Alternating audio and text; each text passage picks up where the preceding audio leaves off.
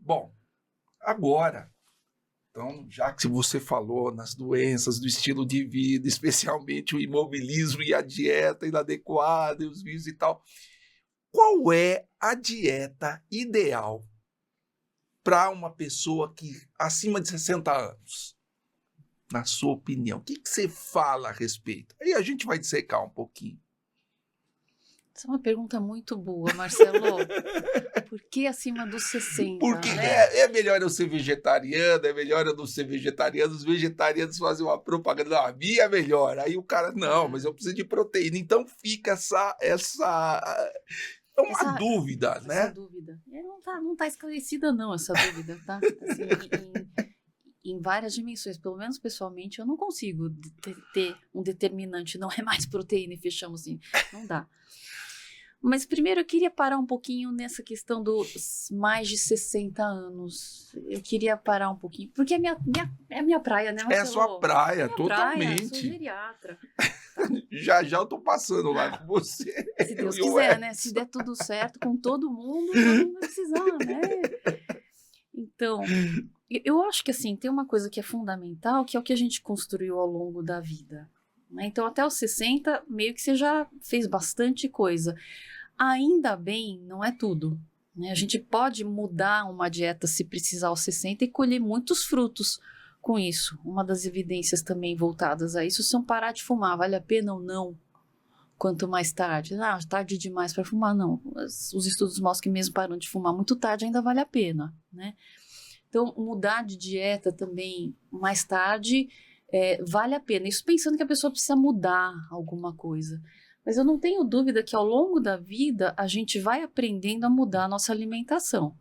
Acho que você não come que nem você comia aos 20 anos de idade, né, Marcelo? Nem Edson. Eu não como que nem eu comia aos 20 anos de idade, mas nem a pau. E eu acho que a gente tem essa capacidade e o nosso corpo vai demonstrando essas mudanças, tá? Então, aos 60 anos de idade, uma das coisas que é marcante é que a gente tem que olhar para músculo, né? Então, isso é um fato importantíssimo. Cérebro e músculo, né? Já olhamos muito para coração e fomos muito bem. Temos olhado bastante para câncer, temos indo muito bem, né? Temos olhado para cérebro, estamos indo muito bem, mas ainda não temos cura, né? Diferente de coração, diferente de câncer, a gente ainda não tem cura, tá? E para músculo, né? A gente tem olhado e graças a Deus a gente não tem câncer, assim, frequente em músculo idoso, coisas assim, mas a gente tem uma perda muscular que pode ser anormal ou acelerada, tá? Então a gente pode ter uma perda própria do envelhecimento, que tem uma taxa lenta, que não deve, aí varia de estudos que eles mencionam, tem números exagerados, eu acho um pouco, que falam em 1% de massa muscular ao ano, eu acho isso um pouco exagerado, né? Tem estudos que falam em 0,3% de massa muscular de perda por ano, mas enfim, a gente tem essa perda dita natural que hoje em dia, com os conhecimentos que a gente tem, a gente vai combater, né? A gente vai saber como burlar, cheio de academia, cheio de pilates, sabendo que onde tem proteína, a gente tem formulações já prontas só com proteína, enfim, então a gente tem como burlar.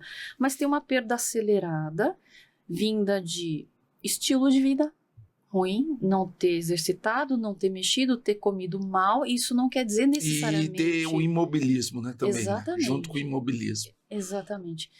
Né, e a gente chama mais de sedentarismo, né?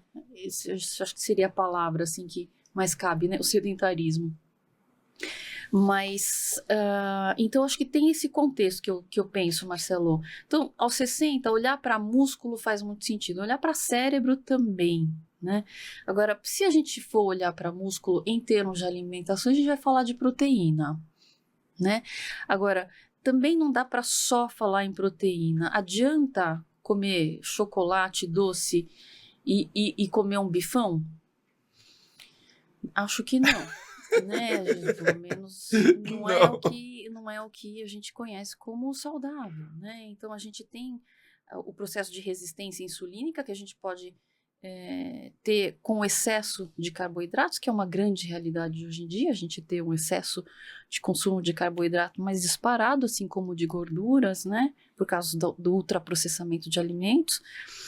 Então, não dá para deixar de falar também do consumo de vegetais, por causa de densidade calórica, são alimentos com muito menos densidade calórica, o alimento vegetal, então a gente que tem esse excesso de obesidade acontecendo no mundo, então se você se alimenta com alimentos de menor densidade calórica, já é uma questão, mas hoje em dia falar de caloria é muito pouco, né?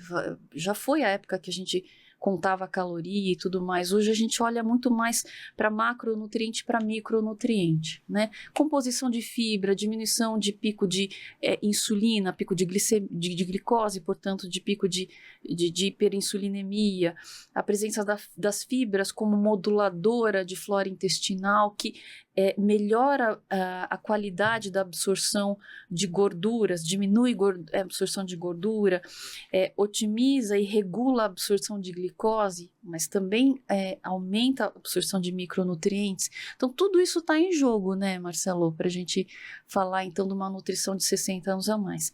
Tem estudos falando de uso de probiótico para anabolismo, por exemplo. Então, melhora de flora intestinal para otimização de ganho de massa muscular. Então, é um assunto que já se conecta, né? Então, tem isso. Agora, pode seguir. E, na verdade, a gente chega no vegetarianismo, né? Que era um assunto que a gente estava falando, você né? acabou de falar de proteína. E o vegetariano, o vegano, né? Vamos falar de vegano. Pois é. Porque, assim, diz a lenda, não. Os estudos falam que a proteína de carne animal, ela é muito melhor absorvida e rende mais para você ganhar massa muscular. Uhum. Como é que fica o vegano, o vegetariano? Bom, em relação ao vegetariano e ao vegano, né? Não, porque o vegetariano, ele não come a carne, né? Mas ele come o ovo, o leite, o queijo.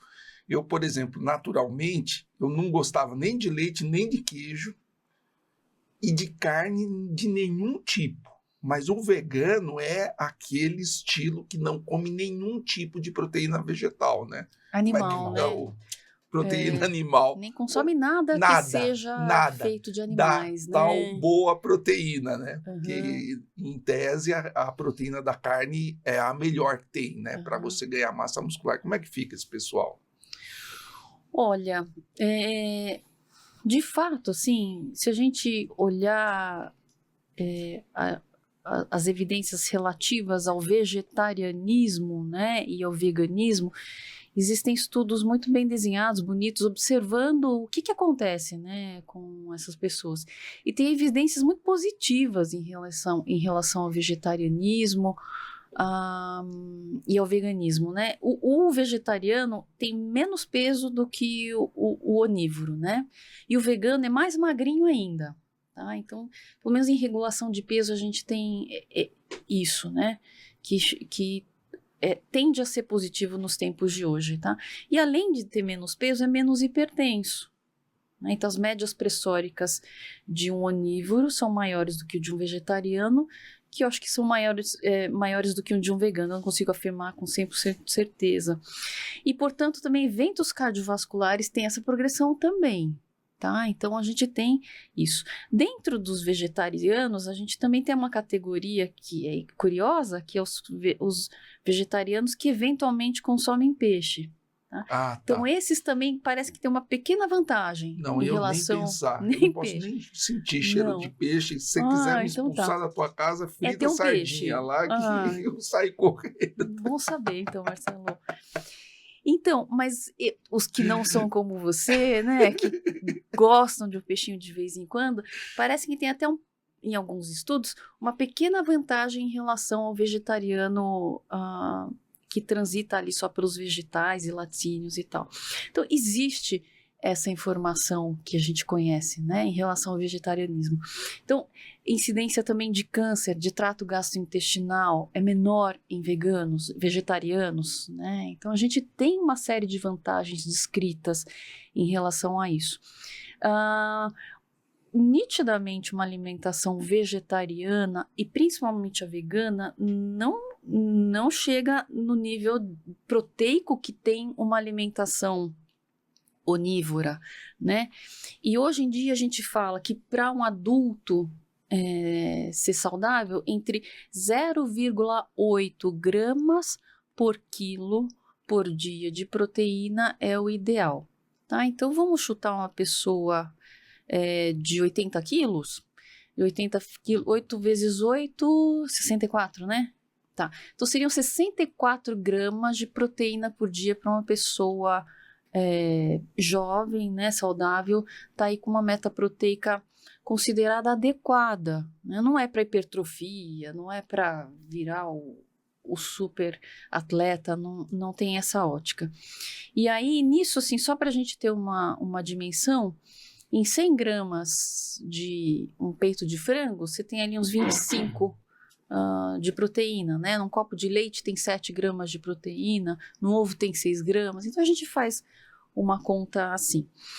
Então, isso que a gente conhece sobre consumo proteico. O vegetariano, o vegano, dificilmente vai chegar em contas assim. Não chega. Difícil, né? Não chega, né, Marcelo? Não chega. Testemunha aqui, né? Não chega. Então, por exemplo, em 100 gramas de espinafre, você tem 3 gramas de proteína. Quem que come 100 gramas de espinafre, pelo amor de Deus? Não, a conta não fecha mesmo. Não fecha. E mesmo assim é saudável e é funcional. E tem uma Blue Zone, que é os vegetarianos, que é vegetariano. Né? Pessoal da Califórnia lá. Exato. Né? Uma linda, né? E nas Blue Zones outras, a gente não tem consumo de carne alto, proteico mas tem alto. muito peixe, né?